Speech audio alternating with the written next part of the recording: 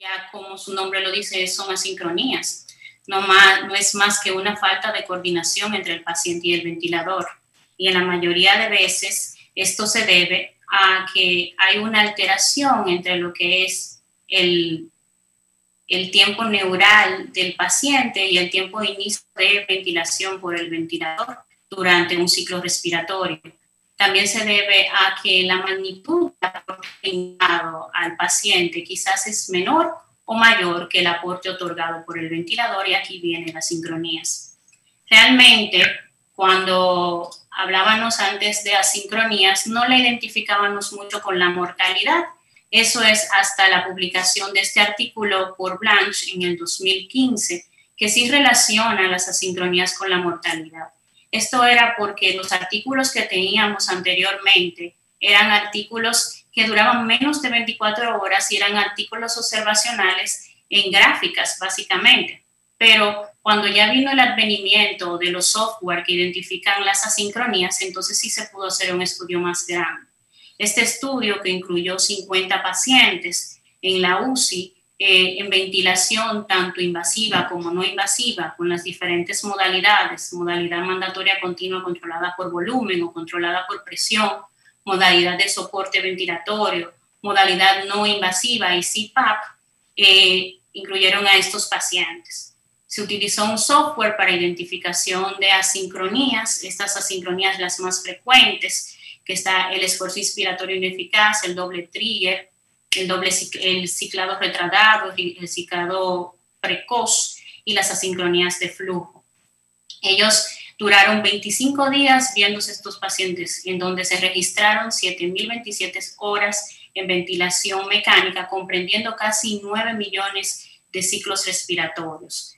También definieron el índice de asincronía como el número de asincronías que se presentaban entre el total de ciclos ventilatorios multiplicado por 100, siendo un índice de asincronía elevado los pacientes con asincronías mayor del 10% y un índice de asincronías cortos menos del 10%, claro. ¿Qué vieron? Realmente todos los pacientes presentaron asincronías, independientemente del modo ventilatorio en que estuvieran. Los pacientes despiertos son los que más presentan asincronías, y eso es lógico por la parte fisiológica de la respiración. Se observaron más asincronías durante el día, pero la sincronía más frecuente fue el esfuerzo inspiratorio ineficaz, principalmente porque los pacientes con enfermedad pulmonar obstructiva crónica son los que más requirieron la ventilación mecánica no invasiva. Otro resultado que arrojó de importancia es que compararon los pacientes que tuvieron índices de asincronías menor de 10% y mayor de 10%. No se observó diferencia estadísticamente significativa entre lo que fue la reintubación y la traqueostomía, pero sí se observó diferencia no tan estadísticamente significativa, y entendemos que es por el número de pacientes que tienen, sobre los días en ventilación mecánica, que fueron mayores en pacientes con índice de asincronías mayor de 10%. Sí se observó diferencia estadísticamente significativa en la mortalidad, tanto la mortalidad en la UCI como la mortalidad hasta el alta hospitalaria, en donde sí había diferencia significativa, en donde el índice de asincronía mayor del 10% tenía mayor probabilidad de mortalidad. Este estudio nos hizo recapacitar de que sí hay que poner atención a la parte de asincronía, a su identificación y poder tratarlas. ¿Cuáles son los factores causantes de asincronías? Hay factores propios del paciente y factores propios del ventilador. Dentro de los factores propios del paciente está la parte fisiológica de la mecánica respiratoria. No es lo mismo un paciente con características obstructivas. Los pacientes con características obstructivas tienen autoPIP, por ende la sincronía principal son los esfuerzos inspiratorios ineficaces. Mientras que los pacientes con características restrictivas son pacientes que tienen mucha más sed de aire, por ende la sincronía principal que se presenta son doble trigger e inanición de flujo. El esfuerzo del paciente. Mientras mayor sea el esfuerzo del paciente hacia, es decir, Si el paciente tiene un catabolismo elevado, también va a ser mayor su esfuerzo, por ende también va a producirse asincronías. En cuanto a la ventilación no invasiva, es importante entender que nosotros los intensivistas utilizamos los mismos ventiladores que ventilamos invasivo para no invasivo. Para evitar las asincronías, evitar las fugas, es importante que el ventilador que vayamos a usar para la no invasiva tenga el software de ventilación no invasiva. ¿Por qué? Porque va a corregir las fugas, y si corrige las fugas, corrige las asincronías. La sedación es bien cierto que requerimos principalmente en patologías como el SDRA, sedaciones profundas con RASS de -4 y -5. Entonces, pero sedaciones profundas también están relacionadas con asincronía, así como impulsos inspiratorios muy potentes también está relacionado con asincronía. El criterio de ciclado, si es un ciclado de tiempo, volumen o flujo, sabiendo que es un ciclado de flujo, también se va a producir más asincronía porque hay ocasiones que el paciente requiere más flujo. Las características del ventilador, mientras más atrasado sea la serie del ventilador, más problemas vamos a tener con las válvulas expiratorias y no va a haber una relación paciente-ventilador. Asimismo, como el nivel de asistencia. Muchas veces pensamos que aumentar la presión soporte va a mejorar las asincronías y lo que puede conllevar es hacer mayores asincronías. Si nos remontamos en la parte fisiológica, realmente la relación que existe ventilador-paciente es una relación que primero tenemos que llevarla al paciente. El paciente tiene 3 fases en la fase inspiratoria. Primero, hace un impulso inspiratorio poniendo negativo la presión intrapleural. Segundo, trata de entrar un aire con esa presión negativa, tratando de hacer una diferencia entre lo que son las presiones de la vía aérea y la presión alveolar para tratar de llenar de volumen a los alveolos. Y tercero, hace lo que es un corte por su drive neuronal y hace lo que es un ciclado, un paro de la inspiración para poder hacer la expiración. Entendiendo esa fisiología es que viene lo que se da, lo que son las variables de fase en el ventilador, tratando de asimilar o igualar la parte ventilatoria de un paciente. Tenemos, si vemos en esta gráfica, los tres curvas que la vemos regularmente en el ventilador. La curva de presión-tiempo, curva de flujo-tiempo y curva de volumen-tiempo. Si observamos en la curva de presión-tiempo, aquí tenemos las diferentes fases o variables de fase. La primera que observamos es una muesca negativa, que este es el esfuerzo del paciente para vencer la línea de base para tratar de decirle al ventilador que quiere hacer una respiración. Se negativiza para poder entrar un volumen. Esta es la primera variable de fase y es la de disparo o trigger. Realmente, en una modalidad mandatoria continua, ya sea controlada por volumen o por presión, esto es lo que hace la diferencia entre si una respiración es asistida o si una respiración es controlada. La respiración asistida es esta. Realmente el paciente hizo un esfuerzo inspiratorio y el ventilador le va a dar el soporte para hacer entonces el ciclo respiratorio. La segunda variable es la variable de flujo. En la variable de flujo lo que va a hacer es entrar el flujo que fue programado de lo que es el operador hacia el ventilador, siempre y cuando sea una modalidad mandatoria continua o intermitente controlada por volumen. Si es una de las ventilaciones controladas por presión, ya sean mandatorias o espontáneas, el flujo va a estar dado principalmente por las características pulmonares del paciente, la presión inspiratoria otorgada o la presión soporte otorgada. Esta sería la segunda variable, que es la variable inspiratoria. La tercera variable, que es la variable de corte, la variable que para el impulso inspiratorio para comenzar la expiración, es la variable de ciclado. Aquí, en la variable de ciclado, ya se comienza la expiración. Y ya la cuarta variable, que es la variable de fase expiratoria, que se ve básicamente en la curva de flujo-tiempo, en donde se ve la muesca negativa, que es la expiración que termina hasta que inicia otro ciclo respiratorio. ¿Por qué nos paramos básicamente aquí? Porque las asincronías se clasifican dependiendo en qué fase respiratoria se encuentren.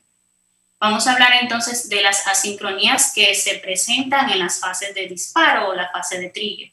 La primera asincronía es la de retraso de activación. Las asincronías de retraso de activación, como su nombre lo dice, es un retraso entre el lapso de tiempo entre el inicio del esfuerzo del paciente y el inicio de la presurización del ventilador. Hay un retraso que realmente, si nos ponemos a ver la curva de flujo y la curva de presión, nosotros no nos damos cuenta de ese retraso en este tipo de curva. Solamente vemos que el paciente está haciendo un esfuerzo inspiratorio y que se va a entrar un volumen. Pero si el paciente tiene un balón esofágico para medir presión esofágica, se observa una muesca negativa profunda que dura más tiempo para poder entrar en flujo. Entonces, para poder identificar estas asincronías hay que tener balón esofágico colocado en el paciente. ¿Cuáles son las causas de esta asincronía? Principalmente pacientes que tengan una semiobstrucción o que estén parcialmente obstruidos, por ejemplo, un tubo endotraqueal obstruido, un humidificador de calor-humedad que también esté obstruido, nos puede entonces dar este tipo de asincronía. Los impulsos inspiratorios bajos y la sensibilidad del disparador baja. ¿Cómo tratarlas? Bueno, podemos ajustar el trigger, podemos aumentarlo, aumentar el PIP para contrarrestar también el autopip, porque es una de las causas. Cambio de tubo endotraqueal si está obstruido, cambio del humidificador, cambiar la interfaz en ventilación no invasiva, porque las fugas también pueden dar este tipo de asincronías. El otro tipo de asincronía de disparo es el esfuerzo inspiratorio ineficaz. Como su nombre, quedamos en las asincronías de esfuerzo inspiratorio ineficaz. Le estaba explicando sobre la parte de que este tipo de asincronías se pueden identificar de forma clínica, pero también de forma, viendo las gráficas, de forma clínica, si vemos una diferencia importante entre las respiraciones que sensa el ventilador que está dando el paciente y de forma clínica vemos que las respiraciones tóraco-abdominales del paciente tienen un conteo mayor, ya nos estamos dando cuenta que hay un esfuerzo ineficaz. Pero también en el ventilador es fácil de identificar. En la curva de flujo, en la parte expiratoria, vemos una muesca positiva. Esto es el paciente tratando de hacer una respiración, pero el ventilador no lo sensa. Este tipo de asincronía es una sincronía entre la fase expiratoria y la fase de trigger. Es importante identificarla porque no podemos tenemos que diferenciarla entre una sincronía de ciclado, este tipo de asincronía, porque es una sincronía de disparo. En la curva de presión vemos la muesca positiva antes de comenzar un impulso respiratorio también. ¿Cuáles son las causas de este tipo de asincronías? Realmente las causas, principalmente en pacientes con enfermedad pulmonar obstructiva crónica, es el PIB intrínseco, porque el paciente no puede vencer el PIB intrínseco que tiene y por ende no puede dar una respiración. También la sensibilidad de disparo baja, un impulso inspiratorio débil, principalmente en aquellos pacientes que tienen alta sedación o relajante muscular, un soporte respiratorio excesivo cuando aumentamos la presión soporte o disfunción del diafragma. ¿Cómo manejarla? Ajustar el trigger. Tenemos entonces que aumentar un poco también la parte del trigger, reducir la sedación si es posible, reducir el apoyo, es decir, disminuir la presión soporte y, como le estaba comentando, si estamos en una ventilación no invasiva, tratar de utilizar ventiladores que tengan software para este tipo de ventilación. La otra sincronía de disparo es el autotrigger. El autotrigger son dos respiraciones contiguas que tienen similares características, que el flujo no aumenta una más que la otra, es importante tener eso en cuenta, y que si vemos en una curva de flujo y en una curva de presión, se ven similares, pero si el paciente tiene un balón esofágico puesto, no tiene un impulso inspiratorio. Es decir, este tipo de asincronía no es producida por el paciente, es producida por un factor extrínseco que hace que se active el ventilador y dé otra respiración. Y esto se identifica en la curva de presión esofágica, donde no se ve un impulso inspiratorio o una negativización de la curva. ¿Cuáles son las causas? Principalmente los ruidos. ¿Cómo decimos los ruidos? Los ruidos aleatorios. Por ejemplo, tenemos pacientes bien dormidos que a veces tienen frecuencias cardíacas elevadas y esas frecuencias o oscilaciones cardíacas el ventilador la puede interpretar como que son impulsos respiratorios. También el agua condensada en el circuito es una de las causas que puede dar el autotrigger, abundantes secreciones traqueobronquiales, fugas si estamos ante una ventilación no invasiva, alta sensibilidad en el ventilador, es decir, programar el trigger muy alto y tiempos inspiratorios demasiado largos.